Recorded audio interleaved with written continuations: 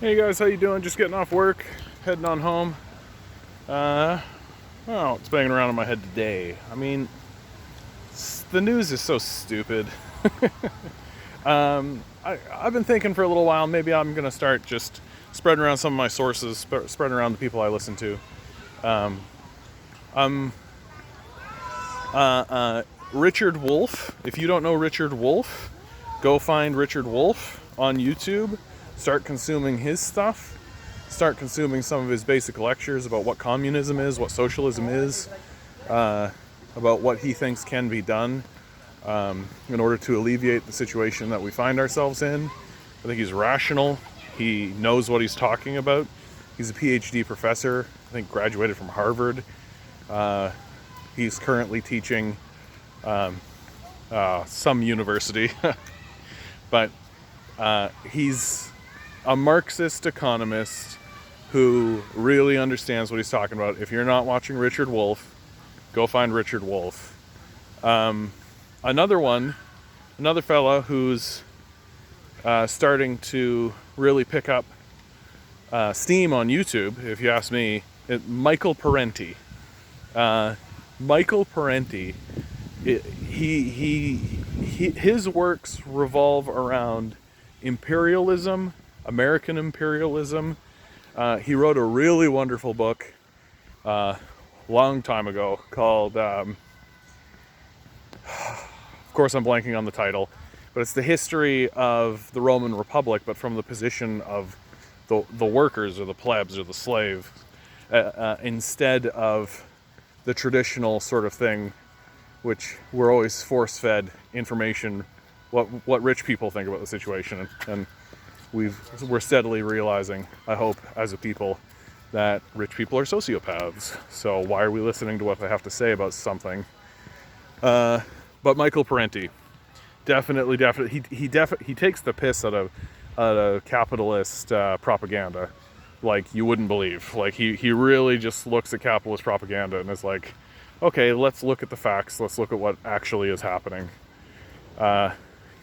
He's one of these guys that really delves into this myth that capitalism creates, that, oh, communism always results in disaster and creates nothing but suffering for its people. And Michael Parenti is like, oh, okay, interesting claim. Let's look into that. And he basically dismantles it from the ground up. Because capitalists are illiterate. They don't actually understand the subject matter. They don't actually take time to understand anything. Because if they did, they would cease to be capitalists. Who else? I've been reading, anytime I read, like, I rag on the news a lot, right? Because the news is actively going out of its way to be obtuse and anti-worker and to not understand the subject matter on purpose on behalf of the capitalist class. And whole publications are really revealing themselves to be completely dishonest and completely untrustworthy. Like the National Post. At this stage in the game, if you're looking at the National Post and going, well, there's a publication that has some interesting things to say, then you're a dupe. You're like, a dupe. Literally, if it's coming out of the National Post, put it in the waste bin, right? The only reason to read that stuff is so that you understand what the dupes are saying. Because it's just like provable, objective garbage. But there's one author who I consistently run into who seems to actually be writing articles thinking about how average citizens think and thinking about how average workers see the world. And that's Bruce, how's that? Bruce Arthur in the Toronto Star. Look him up, read his stuff. In my view, he's on the razor's edge of starting to ask the actual important questions about what we're facing in the midst of this pandemic. He's really beginning to go after the Ford administration. He published an article recently in the Star that pointed out that Doug Ford said that he was startled by the increasing numbers, and he pointed out how absurd that has to be for the leader of the country, arguably the most well-informed person about the issue, the most informed citizen should be the leader of the province, and how startled he was by the rising numbers. That's because Doug Ford doesn't understand exponential growth, and he's also a very, very stupid person. So Bruce Arthur really points out in his article how silly it is, and how absurd it is, that this is the narrative that the Ford administration is going for. But he's not quite pushing it to the next level, which is to say, he's not asking questions like, wait, why is it that we're not allowed to go see our families, but we can go hang out with 200 strangers daily? Why is it that we're not allowed to go out for dinner, but we can hang out in a retail environment with 200 strangers daily? Like, I can't go to the gym, right?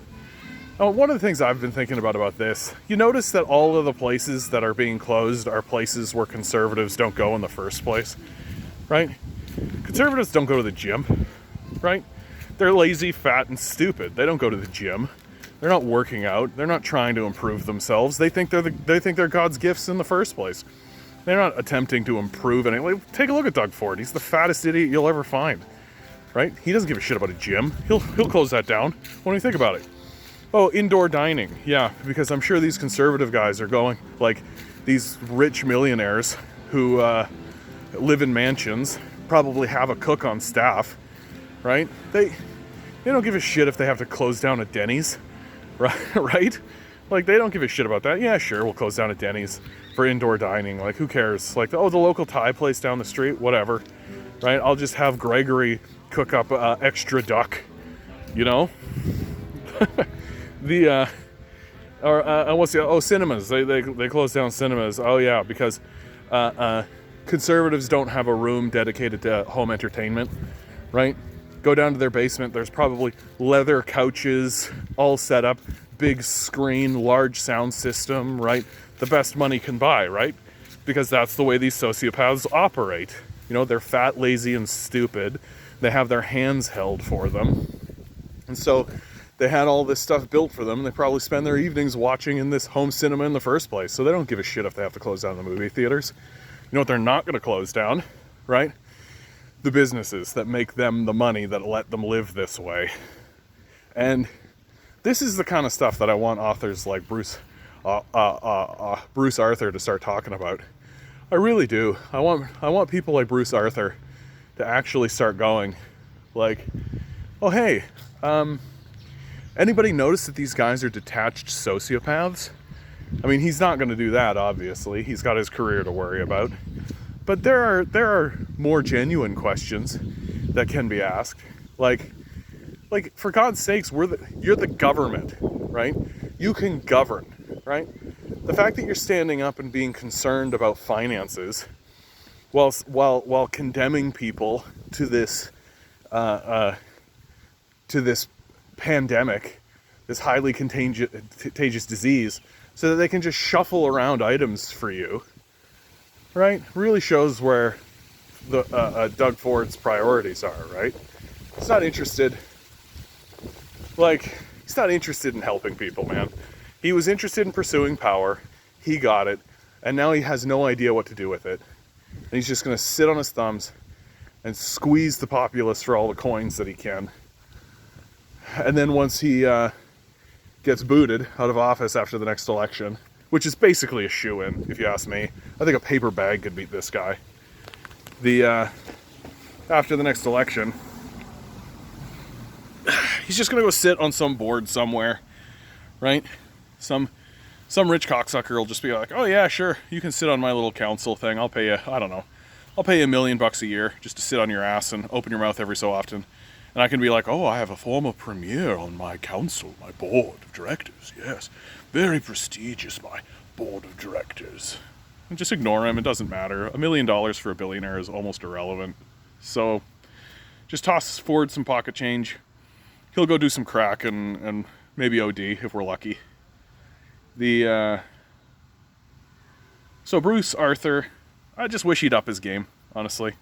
Like, I get that he's like trying to put pressure on the Ford administration, but there are other buttons to press, right? But the problem is, for people like him, is that he still has to negotiate with capitalists, right? He still needs to get his work published in a paper, so he can't outright stand up and just be like, hey, anybody notice that capitalism is a failed system that collapses at the slightest pressure? It has no support systems in place for citizenry, and in fact, during times of crisis, the billionaire class just rapes the populace, extracts as much money as possible. Yeah, they're acting an awful lot like a bunch of parasites. Right, if someone like Bruce Arthur started talking like that, he wouldn't be publishing in the Toronto Star, right?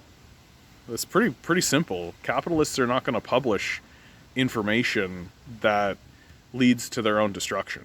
They're just not going to do that. They're willing to let somebody rail against a politician as long as they keep capitalism out of it. But the second somebody stands up and is like, hey, this is like structurally demonic, right? This is a death cult that's destroying us. And it doesn't matter how correct you are. No, you're not going to be part of it. That's why, like, you take a look at someone like Noam Chomsky, right? Now, Noam Chomsky is not a low-level name, right? Like, Noam Chomsky is like the greatest intellectual in American history, without a doubt. He's certainly the most cited, and for God's sakes, like, this guy, he's like testified at the Julian Assange trial, right? Like, he's a very important academic intellectual figure in American politics, and this guy is starting to say that is starting to use language like the Trump Republicans are the most dangerous organization in human history. Right? Like this, and that's, in my view, that's accurate. And if this guy, like, is starting to say, like, hey, anybody notice that these guys are, like, more dangerous than the Nazis? Then the rest of us should follow suit. Straight up. Like, I'm so over, like, I'm so bored of our media, and I'm so bored of how soft they are, and how PC and unrepentantly gulled they are by the capitalist class, that even when they allow people to publish dissenting articles against their acolytes, they are skirting around this issue of the systemic issues that capitalism brings to the table. Like we should be completely destroying figures like Doug Ford. Like, they should just not only not permitted in our political conversation, the people they represent, this whole capitalist class, needs to be completely extracted from our society, like, utterly. The capitalist class is so guilty of everything that they accuse people of, right? Like, if you don't want to enslave yourself to a capitalist system, you're lazy. But no one's lazier than a capitalist, right? Capitalists are fat, lazy, stupid, illiterate morons. They don't know anything. They just talk a lot. Like, that's all. They just dominate the airwaves because they have the money to do so. And they find these figures, these, like, Jordan Peterson type figures, who are just stupid, illiterate morons, espousing, talking about stuff they don't know anything about. And they grab them and put them in front of everybody and say, this is the truth. Here it is. This is the truth, right? And as long as they talk loud enough and confidently enough, gullible rubes will believe them, and they'll go along with it, right? Like, I say it over and over again, right? Like, I was radicalized against imperialism because of 9/11. And I became convinced that the United States, while what happened on 9/11 is a horrible act of terrorism, and it's terrible that it happened, the Americans have done that, preceding that event and then leading out from that event, have done that to other countries 1,000 times over. So if it's so horrible when it happens to Americans, then it must be equally horrible when Americans do it to other people, right?